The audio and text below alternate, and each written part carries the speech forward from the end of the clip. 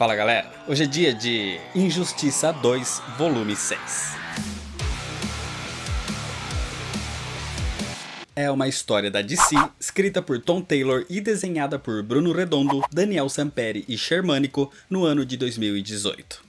Esse vídeo é uma sequência direta do volume 5 de Injustiça 2, e é o último volume da série dos quadrinhos.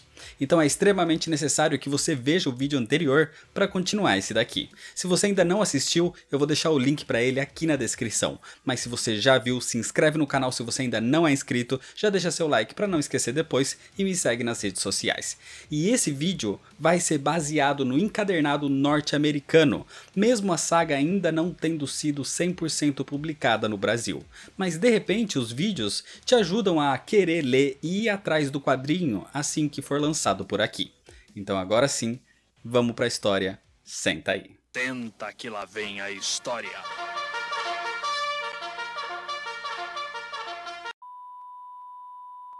A história começa exatamente com o fim da história anterior, no meio da guerra em Oa.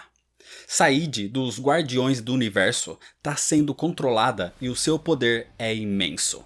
E com isso, dizima uma boa parte da tropa dos Lanternas Verdes. Mas nesse momento, Superboy, Estelar, Garota Maravilha, Gladiador Dourado, Besouro Azul e Lobo partem para o combate. A luta é generalizada e o Lobo vai diretamente enfrentar Atrocitus e tem o seu corpo cortado ao meio. Então o Besouro Azul o tira dali para que logo a sua regeneração o deixe completo de novo. No espaço, Soranik é pega por um dos esporos de Starro e os heróis começam a ficar em desvantagem. Todos recuam para Oa, onde se reúnem para preparar um contra-ataque. Mas Starro já tinha feito muitos integrantes da tropa de Lanternas Verdes de escravos. E com Said, eles concentram a sua energia e disparam. O ataque é feito em direção à bateria central, e se ela fosse destruída, todos os integrantes da tropa perderiam seus poderes e morreriam à deriva no espaço. Os Guardiões tentam proteger a bateria, mas a energia de Starro concentrada com outros Lanternas Verdes era extrema e atravessa as barreiras, atingindo o centro de Oa. A bateria foi rompida e os Guardiões usam seus poderes para tentar conter toda aquela energia ali dentro. E nesse momento, Starro vai embora. Ele cumpriu a sua missão, ele conquistou aquele mundo. E agora ele vai para outra parte do universo. Em Oa, Hal Jordan diz que nem tudo está perdido. Eles precisam de mais recrutas e mesmo ninguém confiando nele, Hal diz que com o Anel Verde ele poderia lutar, nem que fosse até a morte. Assim, ele o recebe e integra mais uma vez a tropa dos Lanternas Verdes. Nesse momento, Sinestro o chama e diz que também pode ajudar. Sinestro já foi um dia o maior Lanterna Verde do universo, e a tropa precisava dele agora. Eles precisavam de toda a ajuda que conseguissem, e assim Sinestro também recebe um anel e integra a tropa dos Lanternas Verdes mais uma vez. Se unindo com os Titãs e os que restam da tropa, Hal Jordan lidera todos a atacar Said primeiro, a mais perigosa naquele momento, e assim um novo conflito imenso se inicia. Enquanto Lanternas Verdes lutavam contra Lanternas Vermelhos, o Besouro Azul fica preocupado com uma coisa e parte em outra direção. Quando o Gladiador Dourado vai questioná-lo, ele se pergunta para onde o Starro estava indo. Ele estava sendo controlado pela raiva do Anel Vermelho, e Starro está indo para o lugar que mais odeia, a Terra. Assim, os dois partem atrás dele. Em Oa, o Lobo está se recuperando ainda, regenerando as suas pernas. E já que ele não pode voar sem a sua moto, não tem nada que ele possa fazer. Então ele comenta que sempre quis usar um daqueles anéis verdes. E sem outra escolha, como a tropa precisava de reforços, ele recebe um e integra a tropa dos Lanternas Verdes. Os Lanternas começam a serem mortos e Oa começa a cair. Mas agora a tropa tem o Lobo para chutar a Dexstar para longe dali e para atacar Atrocitus de qualquer maneira possível. Hal Jordan e Sinestro são os mais habilidosos e lutam juntos mais uma vez.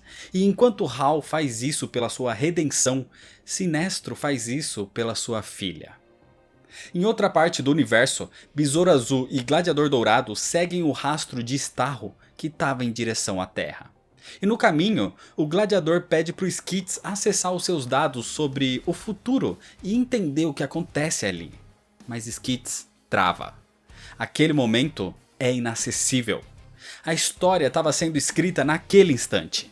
Por isso, depende dos dois salvar o futuro. O Gladiador só consegue ter uma visão dele próprio vagando à deriva no espaço, enquanto alguém o segura. Independente disso, os dois apenas continuam. Eles têm um conquistador de planetas para impedir e um futuro ainda para ser escrito. Durante a guerra em Oa, os Lanternas Verdes parecem perdidos sem uma direção. Assim, Hal Jordan assume a liderança e cria um plano. Todos deveriam direcionar sua energia para Said. E usando o poder do seu anel, Hal se transforma praticamente numa bala que a atinge, a deixando desnorteada. Com isso, o Superboy consegue tirar o esporo que a controlava.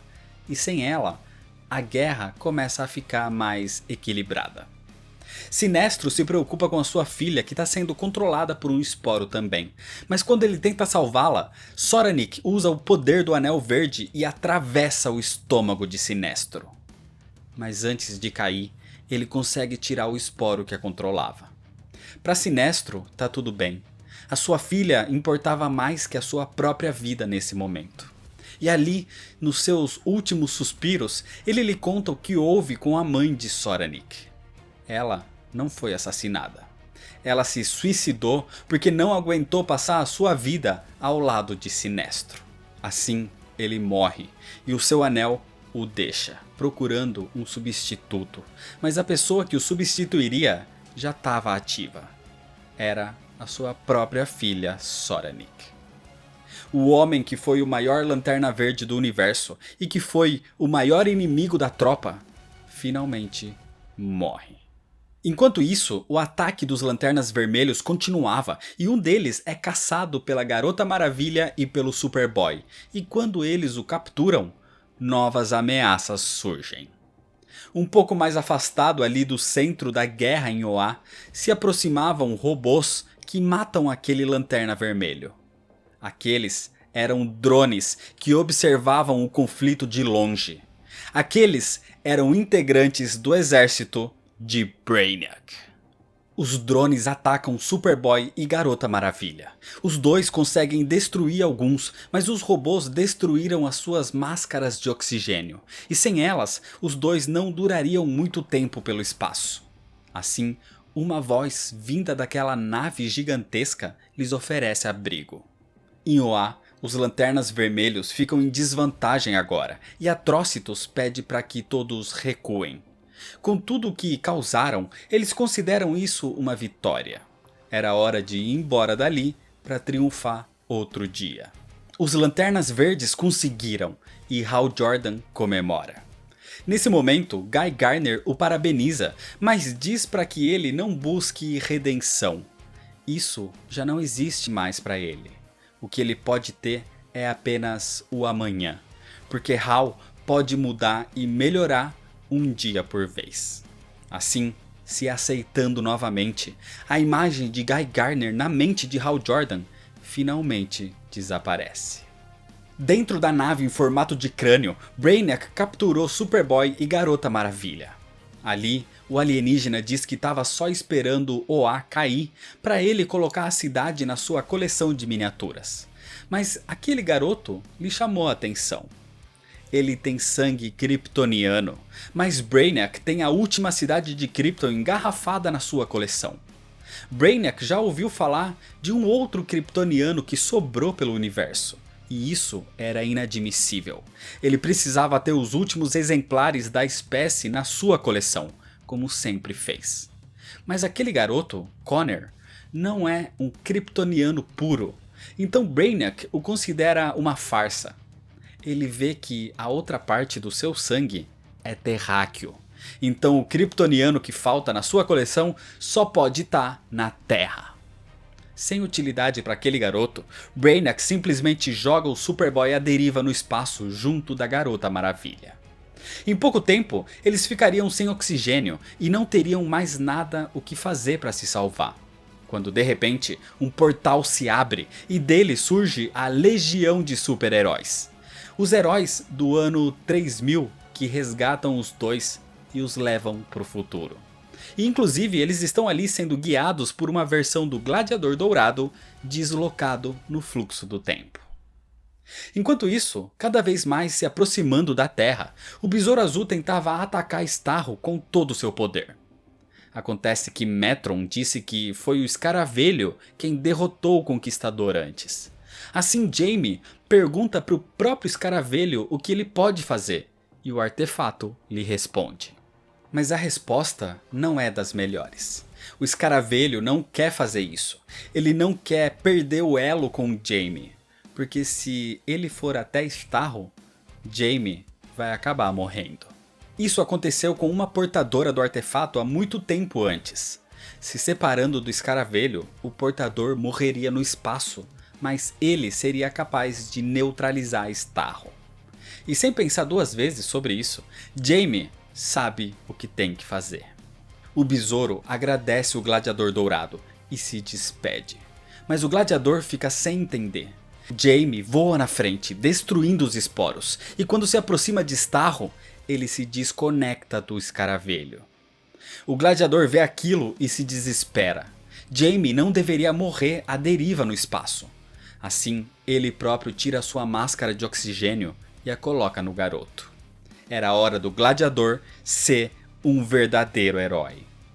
Com isso, Skids levaria Jamie de volta para Oa em segurança. O Gladiador fica ali à deriva no espaço, e antes de morrer sem oxigênio, um portal se abre na sua frente e dele sai Ted Kord, o antigo Besouro Azul. Ele tá ali porque ele foi permitido pelo próprio Gladiador do fluxo temporal uma última viagem de retribuição. Assim como o Gladiador esteve lá no fim de Ted Kord, Ted agora tá ali no fim do Gladiador, o seu melhor amigo. Nesse momento, Starro é contido e destruído pelo Escaravelho, e assim a ameaça à Terra é neutralizada. A guerra em Oa terminou e Starro foi parado. Jamie Reyes desperta em Oa são e salvo, e o Escaravelho o seguiu até ali depois de destruir o Conquistador. Os heróis venceram, mas ao custo de muitas vidas. As maiores ameaças já não existem mais, mas Ra's al Ghul continua solta. E Brainiac é uma nova ameaça que está a caminho da Terra e praticamente ninguém sabe disso. Brainiac, antes de qualquer coisa, se aproxima do planeta e deseja se infiltrar nas suas comunicações. E a sua inteligência super elevada o permite entrar nas conexões de satélites.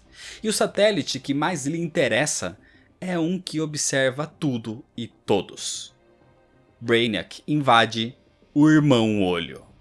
Enquanto tudo isso acontecia, Athanasia era mantida presa na Ilha Striker, e ali o Alfred a visita.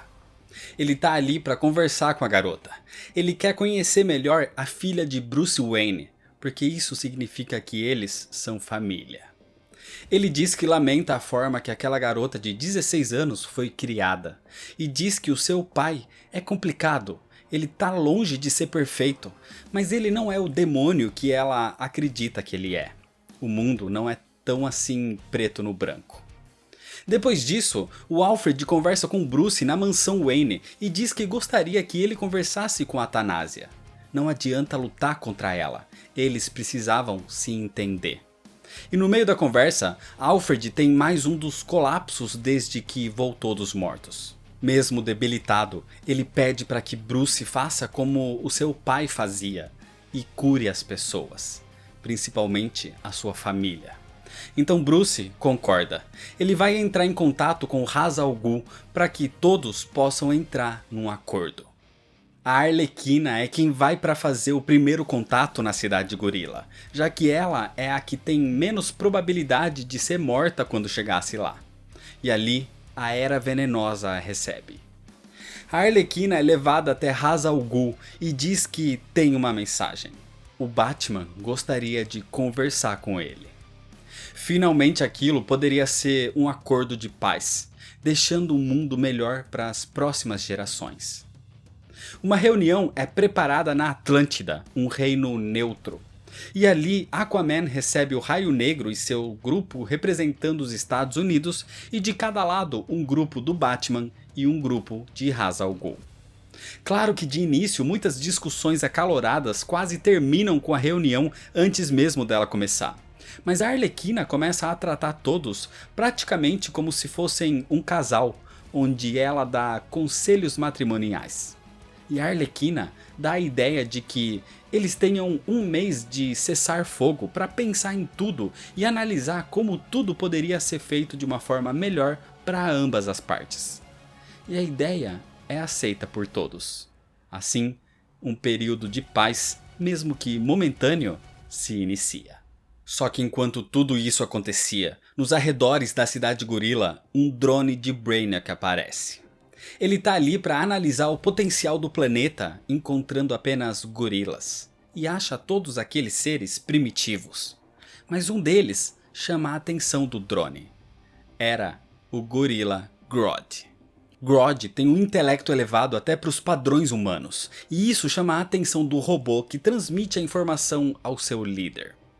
Usando então a sua tecnologia, o drone faz uma conexão com aquela coroa que tirava os poderes de Grodd, que tinha sido implantada por Ra's al Ghul, e assim o gorila recupera os seus poderes telepáticos. Com isso, Brainiac faz contato, e ele passa a controlar a mente de Grodd. Grodd agora passa a ser comandado por Brainiac, que ordena que ele prepare o planeta para sua chegada. Mas Grodd diz que primeiro ele precisa do seu lar de volta. Enquanto isso, naquela noite, o Esquadrão Suicida entra nos esgotos da cidade gorila onde fica o lar de Killer Croc. E seus companheiros de equipe conversam com ele, dizendo que no meio daquele caos todo, o crocodilo encontrou o amor com a orca, que agora espera um filho deles. Eles vivem com uma bomba na sua cabeça. O Esquadrão Suicida não tem muita felicidade no seu futuro, então Killer Croc deveria aproveitar o que conseguiu, essa nova vida. Ele deveria se casar com a orca. Assim, encorajado pelos seus companheiros, o crocodilo conversa com ela naquela noite. E no fundo do rio, ele a pede em casamento. E a orca aceita. Desse jeito, logo no próximo dia começam as preparações. Cheia de adereços, a orca tá muito feliz. E todos os integrantes do esquadrão os ajudam com o matrimônio. Então, celebrando uma união, Killer Croc e orca se casam. Saindo da cerimônia e indo pro rio, o novo casal encontra no caminho Ra's al Ghul, com o controle das bombas na sua mão. Mas aquilo não era uma ameaça, era um presente. Ra's diz que não sabe o que o futuro lhes reserva, mas os dois são seres da natureza, gerando uma nova vida. Seria hipocrisia ignorar isso. Assim, Ra's desativa a bomba na cabeça dos dois e os deixa livres. Mas esse foi o maior erro da vida de Ra's al Ghul. Depois de todas as ameaças, de tudo que tiveram que fazer para Ra's, ele acha que com isso ficariam agradecidos? Eles agora estão livres para atacá-lo. Com isso, os dois predadores avançam e arrancam um braço de Ra's al Ghul, o fazendo soltar o dispositivo das bombas. Por ter sido ressuscitado várias vezes, Killer Croc diz que ele tem um gosto podre, mas vai suportar isso para acabar com ele. Só que nesse instante, depois de passar a noite toda se infiltrando pela mata, Grodd aparece. Ele traz o seu exército pessoal e pelas águas conseguiu invadir a cidade gorila. Vendo essa cena, ele agora pega o dispositivo das bombas do Esquadrão Suicida. Killer Croc e Orca não tem mais nada a ver com aquilo, e Grodd diz apenas para que eles vão embora e deixem Ra's ali para ele. Desse jeito, O gorila agora é quem comanda o Esquadrão Suicida e tá em posse de um desmembrado Ra's al Ghul, enquanto o casal apenas agradece e vai embora. Enquanto isso acontecia, na mansão Wayne, o Alfred entrava em contato com Jonathan e Martha Kent, com quem sempre teve uma grande amizade. E a eles, Alfred pede para que cuidem do seu garoto, para que cuidem de Bruce Wayne. Naquela noite, na cidade gorila, se iniciava uma rebelião. Grodd tinha voltado e invadido o palácio. O Esquadrão Suicida aparece para impedi-lo, mas Grodd tinha o dispositivo das suas bombas, e para mostrar que agora é ele quem manda, Grodd explode a cabeça do morcego humano.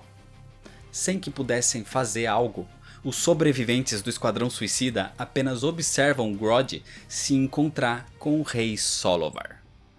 Acontece que o poder de Grodd, influenciado agora por Brainiac, era muito maior, e ele tinha dominado a mente do filho de Solovar. O rei não tem o que fazer. Qualquer movimento brusco, o seu filho morreria, e Grodd promete que o garoto viverá, mas ele não.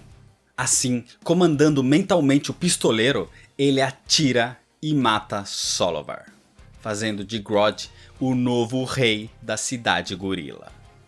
Enquanto isso, Bruce Wayne recebe um contato pelo irmão Olho do próprio Ra's al Ghul, e ali, desesperado, ele tenta contar o que aconteceu. Grodd estava ali, mas isso era tarde demais. Ra's tinha sido dominado, e ele apenas pede para que o Batman salve o mundo pelos seus netos. Sendo levado pelo seu poder mental até a frente de Grodd, Ra's al Ghul se ajoelha e lentamente coloca sua cabeça na mão gigantesca do gorila. E com a sua força, Grodd simplesmente o esmaga. E assim Ra's al Ghul morre. A ameaça que Ra's representava já não existe mais. Amazo já não existe mais. Starro ou a tropa dos Lanternas Vermelhos também não. Mas no lugar de todos, Brainiac surgia. E com a sua influência, Grodd era o seu primeiro passo para invadir todo o planeta. Na mansão Wayne, Bruce corre atrás do Alfred para lhe contar o que está acontecendo. Mas o Alfred estava na frente da mansão com as malas prontas. Ele está ali para dizer adeus. O Alfred não está bem desde que voltou dos mortos. Ele precisa ir embora. Ele não pode se tornar um fardo para o seu querido filho. O Alfred nunca deixaria que Bruce cuidasse dele, porque o trabalho do Alfred era cuidar de Bruce. E ele não fazia isso porque era obrigado, mas porque ao cuidar de Bruce, ele cuidava do mundo todo. Só que agora, Bruce precisava se concentrar sem o Alfred ali daquela forma incompleta. E desse jeito, ele se despede e vai embora. Desde que o Coringa matou Lois Lane, desde que o Superman matou o Coringa, o mundo nunca mais foi o mesmo. Atualmente, depois da ida de Alfred, Bruce fica na Batcaverna mexendo nos seus sistemas, dizendo que o Irmão Olho parece ter algum tipo de problema. E enquanto ele o calibrava, o Irmão Olho diz que uma ameaça se aproxima da prisão do Superman. Eram 4 robôs poderosos e uma senhora com uma torta. Aquela era Martha Kent. Ela estava ali para ver o Superman. E independente do que o Batman diga, nada vai parar uma mãe com saudades do seu filho. Do lado de fora, Jonathan Kent diz para que o Batman entre no seu carro. Eles vão sair para conversar. E assim, eles são levados pelos robôs erradicadores. Enquanto isso acontecia, temos uma visão de 8 anos antes, quando Bruce Wayne foi atacado. Alguém contratou o pistoleiro para matá-lo, e o Superman ficou extremamente preocupado com isso. O Homem de Aço o visitou no hospital e disse que tinha um lugar para levá-lo enquanto eles faziam investigações de por que isso tinha acontecido. O lugar que Bruce e Selina são levados é a Fazenda Kent. Graças a Lois Lane, eles descobrem que se tratava de um grupo supremacista que não estava feliz com os centros de caridade que Bruce vinha inaugurando. E enquanto a investigação acontecia, Bruce aproveitava a fazenda para descansar e para conversar com Jonathan Kent. Jonathan deduziu facilmente que Bruce era o Batman. E não foi porque Clark lhe contou, mas Clark tinha poucos amigos e ele falava muito do Batman. Por mais que Clark pudesse voar por cima dos prédios, ele considerava que o Batman poderia andar por cima das águas se quisesse. O Batman era o herói do Superman. 2 semanas depois disso, a dupla de heróis resolveu o caso quando Mariposa Assassina, Pistoleiro, Killer Croc e El Diablo foram contratados para atacar Bruce Wayne mais uma vez. E com isso, eles foram presos e levados para Amanda Waller. Assim, o Batman agradece Lois Lane pela investigação e principalmente o Superman pela amizade. Mas isso foi há 8 anos atrás. As coisas mudaram bastante nesse tempo todo. Na atualidade, Martha Kent está ali visitando Clark na sua super prisão irradiada com a luz de um sol vermelho. E com isso, ele pode abraçá-la bem forte, sem machucá-la. Clark pergunta sobre o seu pai, e Martha diz que nesse momento ele deve estar brigando com um bilionário sobre pagar as bebidas num bar. Jonathan diz que Alfred pediu para que eles cuidassem de Bruce. Ele não sabe o que um bilionário ou trilionário realmente precisa, mas ele sempre pôde lhe oferecer uma boa conversa. Ali, Jonathan entende que depois da morte de Lois, Clark pediu ajuda a Bruce.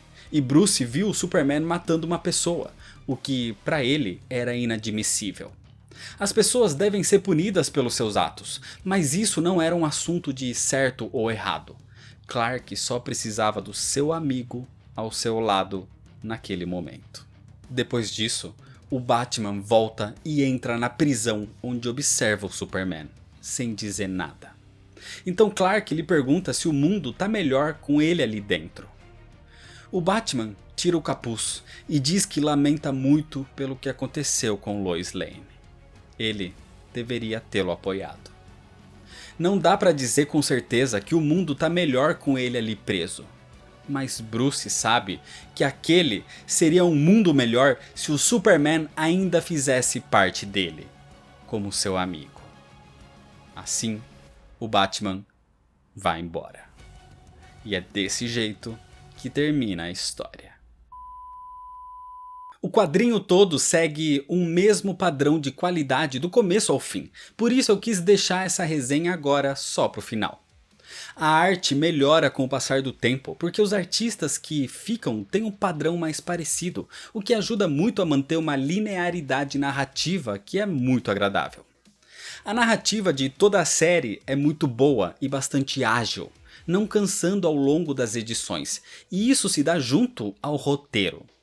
Diferente do primeiro Injustiça, o 2, nos quadrinhos, não é dividido em anos. Então é uma trama que começa e vai se desdobrando nela mesma até se fechar no ponto que serve de prelúdio para o jogo. Então acaba sendo menos cansativo que os 5 anos da publicação anterior. Mas o roteiro do 2 tem alguns defeitos. Muita coisa fica em aberto, coisas que nem são explicadas no jogo. Tramas que parecem que vão ser boas e não têm desenvolvimento, assim como até personagens que ficam esquecidos. Dá uma impressão de que a série precisou ser finalizada na correria e que ainda deveria ter mais um pouco de trama, mas a última edição precisou fechar tudo de uma só vez. A escala de perigo dessa sequência também não é tão grande como a da primeira série. Então eles tentam colocar algo maior como a guerra em Oa, que parece um pouco deslocado de todo o resto. Mas apesar desses probleminhas, que não estragam a série como um todo, o quadrinho traz boas motivações para a luta tanto dos heróis quanto dos vilões, tem boas personalidades e boas caracterizações, porque o roteirista, o Tom Taylor, parece entender e conhecer bem todo o universo da DC. E por mais que a ameaça de Brainiac possa não parecer tão grandiosa aqui no quadrinho, é no jogo que isso é mais desenvolvido. Essa história engloba o volume 6 de Injustiça 2, e é o último volume das histórias dos quadrinhos. Então a HQ terminou, mas a história ainda não. A sequência é mostrada no jogo, em Injustiça 2. E claro que isso é coisa para o próximo vídeo. Mas já quero avisar que o roteiro do jogo não bate muito bem com algumas coisas do quadrinho, então eu vou tentar dar um jeito de encaixar tudo melhor. Mas saiba que se você já jogou o game e achou algo estranho com relação às HQs, é um erro e furo de roteiro deles, sim. Mesmo assim, se você ainda não é inscrito, se inscreve no canal para não perder a sequência. Deixa seu like se você gostou, me segue lá nas redes sociais para ficar por dentro das novidades, compartilha esse vídeo com seus amigos. Muito obrigado, valeu e até mais.